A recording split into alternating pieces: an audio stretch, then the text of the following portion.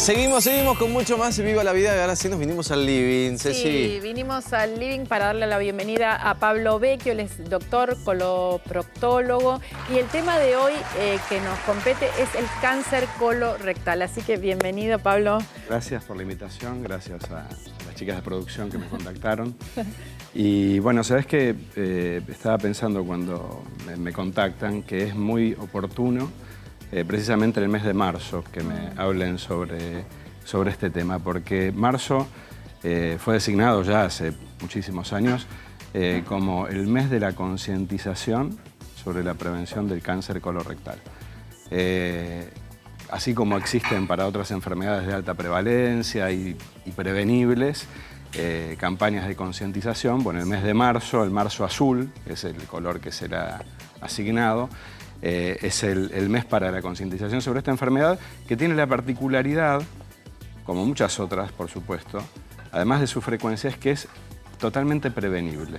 ¿Sí? Qué importante eso, ¿no? Decirlo. Y eso es creo que es el mensaje más importante que tendríamos que resaltar en esta conversación, porque muchas veces nos gusta hablar de las enfermedades en sí, pero quizás lo más, a los médicos por supuesto, pero lo más importante de todo esto es por ahí no llegar a padecer. Claro, como lo constructivo, ¿no? Sí. Te da ese margen de años para llegar a esta... Muchos años. De hecho, es muy importante por ahí también resaltar a partir de cuándo deberíamos empezar a pensar en estos estudios preventivos. ¿Y a partir de cuándo sería, Pablo? Esa es la gran pregunta. La edad que estaba hasta hace muy poquito establecida son los 50 años. Sí. Y desde ya hace más de 5 años se viene hablando de que deberíamos también empezar a pensar en esto a partir de los 45 años. Bien, perfecto. ¿Por qué? Porque no buscamos encontrar una persona que padezca de cáncer colorectal. Lo que estamos buscando es encontrar personas que tengan lesiones en su intestino, que con el paso de los años podrían desarrollar un cáncer. Estos famosos pólipos a veces que Exacto, ese es el nombre médico, digamos, pero son estas lesiones que, bueno, tienen distintas características y que en el mismo estudio del intestino a veces se pueden extraer y con eso ya abortar la posibilidad de que se produzca un tumor en los años subsiguientes. Claro. Entonces, bueno, esto es sumamente importante porque es una enfermedad evitable. Más allá de que después incluso también sea curable, porque también tenemos la particularidad de que por ahí caemos fuera de la estadística y nos enfermamos en edad temprana. Si nosotros lo detectamos a tiempo, es una enfermedad que es curable con cirugía. Qué bien. Entonces, de hecho, vos sos cirujano. Claro, sí, yo soy cirujano. O sea, todos los coloproctólogos normalmente tenemos una formación quirúrgica y después de habernos especializado en cirugía, hacemos una subespecialización en coloproctología o cirugía colorectal. ¿Sí? Sí. Y bueno, nuestras consultas implican estas cuestiones, otras también, otras sintomatologías, lo cual, bueno, nos llama a hacer una llamada de atención. Sí, una campaña clara y preventiva, justamente, ¿no? Doctor, me hace acordar a esto hace unas noticias atrás, cuando a Federico Val le detectan cáncer de colon. Bueno. Y es un chico joven, saludable, y tiene menos de 45 años. Y acá lo importante es haber consultado. ¿Sí? O sea, cuando hay síntomas es... o sea, cuando dicen el cuerpo habla, ¿sí? Sí. Cuando sentimos que hay algo que no está bien, cuando tenemos síntomas gastrointestinales, irregularidad en la forma de ir al baño, sangrado, o ganas de ir al baño todo el tiempo, ¿sí? Todos esos son síntomas que nos están diciendo algo. Son ¿sí? alarmas, ¿no? Son alarmas que nos llaman a que consultemos, o sea, tampoco vamos a hacer que la gente piense que porque un día le dolió la panza puede tener una enfermedad grave. No, dramatizar ni minimizar esos síntomas. Claro, simplemente prestarles atención e ir en búsqueda de la atención. Exactamente. O sea, a ver, el sangrado de todo tipo ¿sí? A nivel, o sea, si vemos sangre en el agua del inodoro, cuando vamos al baño, cuando nos higienizamos, eso es un síntoma que no debemos pasar por alto, ¿sí? Eso sí o sí es un signo de alarma que nos tiene que llevar a la consulta médica. Qué bueno lo que dice, porque a veces uno lo atribuye al estrés. Sí, ¿Viste? sí, No, sí. estoy estresado, dicen. Y al estrés Sí. o también a enfermedades menores. A ver, Claro. enfermedades menores que a veces no son tan menores porque alteran mucho la calidad de vida, pero las enfermedades anales, por ejemplo, las famosas hemorroides, pueden traer Sí. sangrado. Pero bueno, muchas veces menospreciar ese sangrado y decir, no, es algo leve, no te preocupes, Claro. vos sos joven. Claro. Son a veces estrategias que retrasan un poco El estudio posible diagnóstico. y el diagnóstico, ¿no? Después O uno hace el diagnóstico. la tranquilidad también, porque Tal podés cual. ir tanto para un lado como para el otro. Con la consulta tenés un diagnóstico temprano, bienvenido sea, Seguro. y si no tenés, digamos, El alivio. total de saber que está todo De que bien. está sano. De hecho, pasa mucho en la consulta, que el paciente viene con un diagnóstico, entonces uno dice, bueno, ok, vamos a igualmente hacer un estudio del Sí. intestino que se llama colonoscopía, Sí. y ahí se detecta otra enfermedad que requiere mucha más urgencia que lo que estamos tratando o el motivo de consulta. Sí. Entonces, bueno, el llamado es ese, ¿no? Claro. Existen también, muchas veces uno se ve como enfrascado de decir, bueno, tengo que hacer una colonoscopía, y es un estudio que a veces no es tan simple, sobre todo si por ahí no tenemos un seguro, una medicina cobertura prepaga, una médica. cobertura importante, pero existen, y eso es importante también recalcarlo, estudios que son de fácil acceso.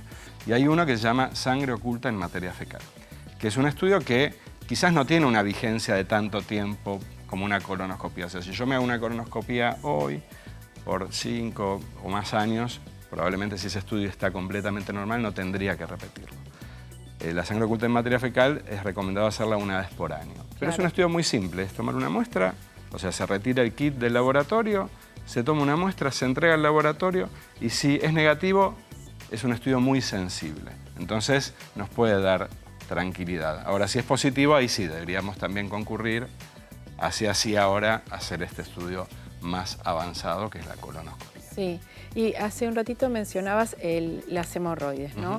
Cuando este síntoma, por llamarlo, aparece, ¿qué nivel de importancia debemos darle al momento de pensar que puede ser un comienzo de otra cosa? Bien, a ver, muchas veces existe esta confusión de, bueno, si tengo hemorroides puedo tener cáncer de colon. Bueno, son dos cosas por separado. Lo que sí es importante recalcar es no subestimar los síntomas que son propios de las hemorroides y que son muy frecuentes en las hemorroides, Sí. pero que también están compartidos con el cáncer de colon o las enfermedades que pueden presentarse en el intestino, que además no necesariamente solamente puede ser cáncer, ¿no? Claro. Entonces, o sea, por eso el llamado a decir, bueno, si yo tengo sangrado, no pormenorizarlo y decir... Claro, y más en ese caso me parece, porque como Es el más común. es una cuestión además que como hay remedios de venta libre que uno puede automedicarse, voy, lo compro, Malísimo. una crema, una pastilla y ya está, Seguro.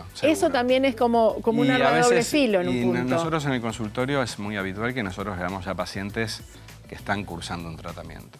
O sea, un tratamiento casi siempre autorrecetado. Sí. Yo te le iba a preguntar de esto, ¿no? De cuál es el tratamiento, porque uno dice, bueno, dijo que es operable, Ujú. ¿sí? ¿En todos los casos es operable? La mayor parte de los casos, cuando se detecta en el estadio adecuado, la Sí. cirugía es curativa. Por eso es el llamado al diagnóstico precoz. ¿Y se, O sea, se refuerza con quimio? y eso depende un poco también de esto que estamos diciendo, en qué momento de la enfermedad Bien. estamos. O sea, uno siempre quiere prevenir, llegar antes, llegar al pólipo, sacar el pólipo. Si sacamos un pólipo, iremos haciendo controles. A veces ese pólipo tiene características que lo hacen como un poco más peligroso o nos dan la pauta de que ya se está como transformando y a veces esos pólipos pueden requerir una cirugía, ¿sí? Eso lo hace una patóloga, ¿no? El patólogo lo que hace es analizar esa muestra. Claro. Claro. Nosotros hacemos el estudio, sacamos ese tejido y ese tejido va Se envía. a un laboratorio de patología, el médico patólogo lo evalúa y nos emite un informe. De acuerdo a ese informe nosotros podemos inferir si eso es de bajo riesgo, si es de un riesgo mayor Claro. o no. Y bueno, y a partir de ahí lo que te imagines, ¿no? Porque Claro. a veces uno encuentra lesiones más importantes. Entonces, ahí lo que viene es lo que estábamos hablando ahora, saber en dónde estamos parados. Entonces, ahí vienen los estudios que se llaman de estadificación. Que son diversos estudios que nos dicen, bueno, mira, esto está localizado en este lugar, penetra el intestino en tal o cual medida, Claro. tenemos que evaluar otros órganos del abdomen, a ver si están implicados o Involucrados, no. Y bueno, ahí claro. ya es como que se empieza a hacer un poco más complejo y bueno, ya necesitamos tratarnos con un equipo interdisciplinario, en donde ya empieza a jugar un papel el médico oncólogo, que puede decidir hacer un tratamiento previo o no. Sí. Entonces, bueno, esas son las pautas que debemos tener en cuenta. Igualmente ya estamos hablando de una enfermedad declarada, ¿no? Claro, ya O sea, diagnosticada en exacto, un punto. exacto. Y el paciente al que sí le encuentra alguna lesión, digamos, imagino que también se le recomienda cierta periodicidad en el Exacto. estudio. Eso es tal como lo estás diciendo. O sea, si nosotros nos hacemos un estudio, vamos a la colonoscopía directamente.